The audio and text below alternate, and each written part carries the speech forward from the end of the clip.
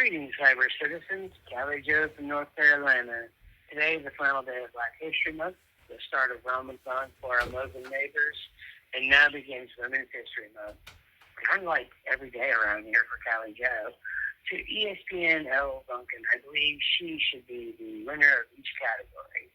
So let's send some love, respect, and accolades her way. She is quite the talented broadcaster of her field. We have a month to get back to praising her story.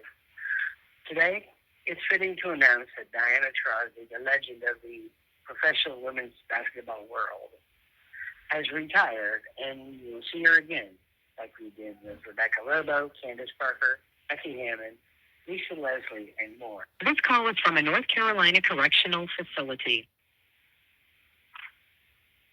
And on that note, Lenny PMS hormone balance liquid drops for women. Men, this is a great thing that you should give consideration under the Kourtney Kardashian Lenny vitamin and supplement brand gummy and drops. In development notes, I've spoken with parties involved in Cali Joe and are in progress of finding if my son will sub-host for a potential upcoming episode during the Sweet 16 of women's basketball. He is an NC State student, and for a potential interview with a past, present, or future Hooper for women's sports. To honor the legend of Diana Taurasi, I say a sub because I get it. Asking someone to be interviewed by a prisoner on a podcast is kind of difficult, and so out of abundance of caution, cyber citizens, I have one hell of a great show for you today. It's meant to honor Black history in women, so if you're a woman of color, it's a show just for you today. Okay, today is not about the criminal justice system or trying to bring change. I address one topic in my mental health record for the purpose to show that being Black in America is difficult, especially if you're a woman. And I will give examples by posting it on social media so everybody can see for themselves of what I am talking about. I draw from my mental health file. This information came to me through discovery in one of my litigations against the state of North Carolina. Two things are listed that have nothing to do with my mental health or anything I've ever spoken about in mental health. The first is that I like Black women. It's kind of interesting. It's in my mental health summary of myself. The second, I desire to write stories where Black women are the lead role and protagonist in the story. Again, I don't know how that is in my mental health file as they found, but they chose to put it in there. And I think that's idiotic. Because it's not said in a positive way. It's said in kind of a negative way. So, remember, we're not addressing or trying to complain about the North Carolina prison system or NC politics, because that's like beating a dead horse. You don't need to find me guilty, by the way. I confess to loving women of color and desiring that women of color should have a chance and opportunity to succeed in life, as much as Caucasian women. So yes, find me guilty on that. It's so odd how they list only Black women, when I also like Latin American women, Asian women, and all women. So, welcome to North Carolina. Please help me get back to California. But first, stories in sports and entertainment. Mindy Kaling is co-creator of a new Netflix series starring Chet Hanks as a Dennis Rodman type of basketball player. It's a comedy entitled Running Point. Check it out. Next is Gail King and Katy Perry have been selected by Jeff Bezos of Blue Origin for an all-female space flight. Congratulations. If you think about First Contact of Alien Species and Katy Perry coming together, that's going to make for a wild time. All right. The singer Halsey and her new single, Safe Word, which goes full punk rock with a bold music video directed by Lana J. Lackey. Check it out, and don't forget, Halsey is set to go on her great impersonator tour across the country. I'd like to be there. So, go to Rolling Stone's article by Larissa Paul for more details. Lastly, in soccer news, the U.S. women's national team lost to Japan. This breaks our 5 consecutive wins on the She League Cup titles. It is in one accord with Coach Emma Hayes and Allie Krieger, where pointing out it's not about the win right now. It's about the job training of the new recruits. And let's be prepared for 2027's World Cup. To all the black and brown girls with dreams such as these, qualifications will begin after winter of 2026. And up next is the friendly with Brazil on April 5th.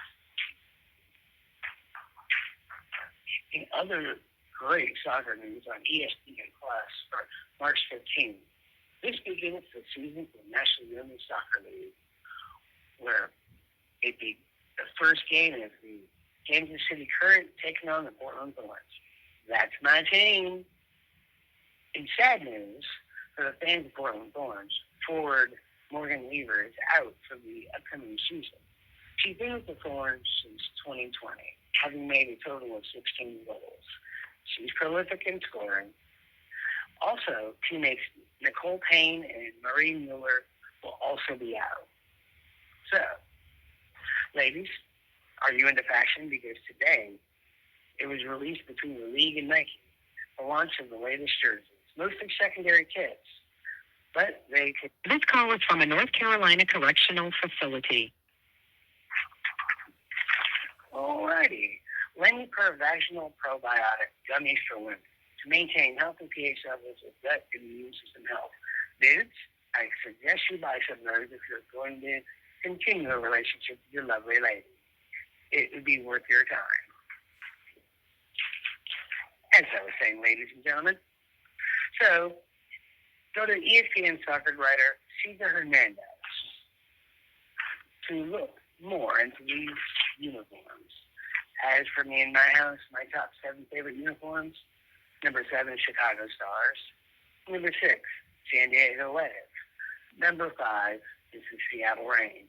And let me just say, do re mi. Oh, sorry, not that. I went too fast on my song.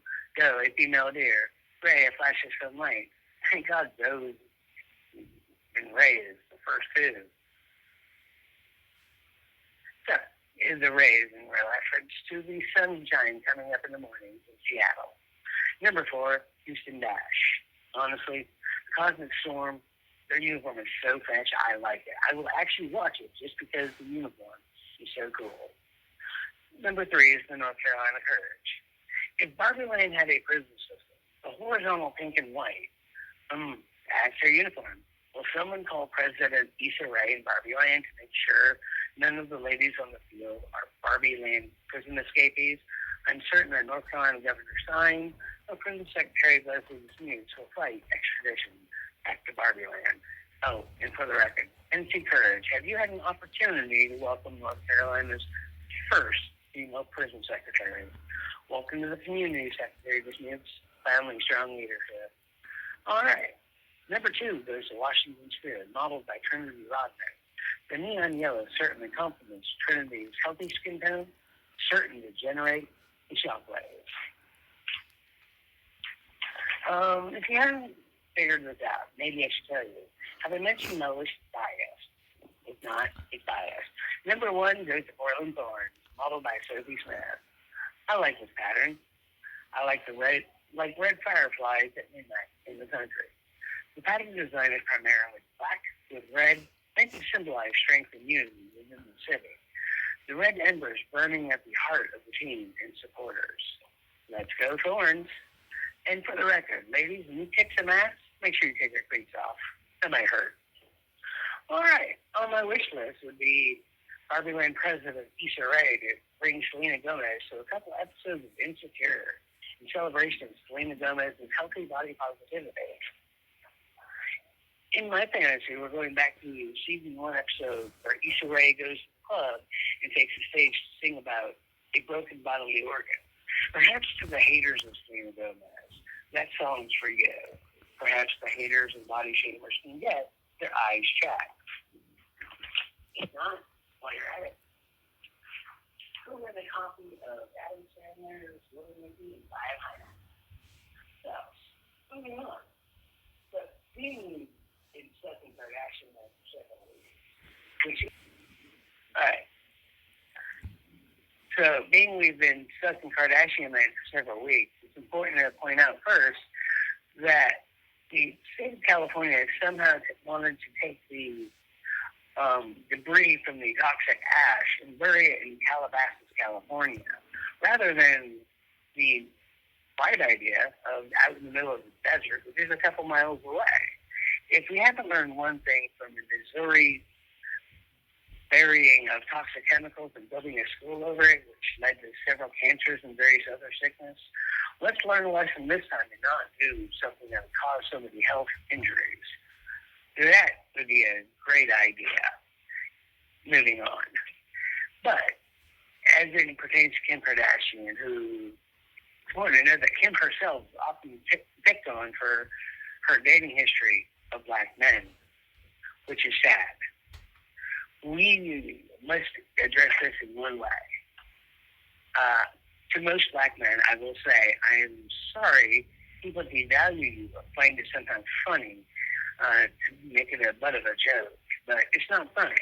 There's nothing wrong with you. And to black women, there's nothing wrong with you either. Honestly, what in the freak does it matter if a person likes someone who looks like Jabba the Hutt or a midget? Sorry to the midgets out there. I honestly have to admit, for those raised in a biracial household, race isn't an issue, nor should it be. Honestly, I will say that justice is moot on this question, and that society can be unfair to women of color, specifically black women. So let's have some fun. If I'm being judged for liking black women, then no holds barred today. Let's give them something to talk about. I recently went on social media and proclaimed truth in the entertainment industry. The truth is how film has been unfair by showing Caucasian women topless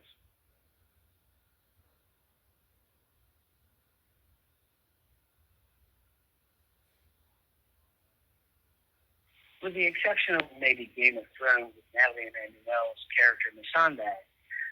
They actually did it right. They showed her in perfect lighting of shusha. As I've stated previously, this has always been a source of body shaming on women of color. It is inappropriate. However, let's point out the obvious relying upon something cool in 22 Jump Street, where Jonah Hill and Amber Stevens' last character go to a party, a poetry reading, and a young black woman is reciting her body positivity of her sexy brown nipples.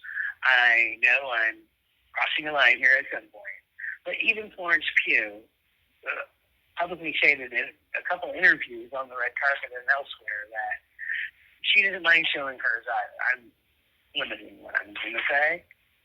I'm trying to be respectful. Allow me to compare and contrast from my autistic mind and preferences. White women topless is like a red rose in the garden of yellow roses, whereas black women topless is the perfect blending of brown on brown. Both are beautiful, and neither should ever be told what beauty is, and body shaming is just plain evil. And I do believe I'm going to help in this conversation today. So, what is the solution? Well, there is none, because I'm not about to advocate that we see and objectify more black women, and then we should argue less Caucasian. I'm not trying to change an industry, and I'm definitely not trying to objectify anyone. What we will do is encourage people to explore in their dating lives, such as white men should definitely explore and experiment in their dating lives with other individuals across the spectrum of individuals that exist. And the same for Caucasian women. I mean, it's good to explore. What I will do is further apologize to women for any offense and to apologize for years of body shaming against black women and encourage more black women to be given opportunities for more lines or opportunities with less objectifying. So, though I will also inquire based off the other day's Kardashian topic on Hulu. It appears Kim was describing a oral sex comment to her family, and Hulu edited it with animal sounds. Plus, in another conversation, Chloe and her mom were talking about the same subject. Between E! News, Bustle, and TMZ, along with other news, I've lost track of which story came from where. So your own research is required there. However, my question is there a gender double standard? Can guys get away with talking about or teaching other guys about cunnilingus or vaginal oral sex? In today's climate, is it safe for men to have these conversations? I base this off topics from Call Me Daddy, Misspelling, Bunny XO, and the Kardashians, among others. This is a topic that would be interesting to hear, is what women are talking about. What topics do women want to hear men take on? Ladies, in truth, never take body shamers to heart, because clearly it's their own insecurities that affect them. So as soon as I get some nice cold water, being in hell is kind of hot. I will definitely say this is Cali Joe, and I will see you next week, and glad you're listening. Thank you.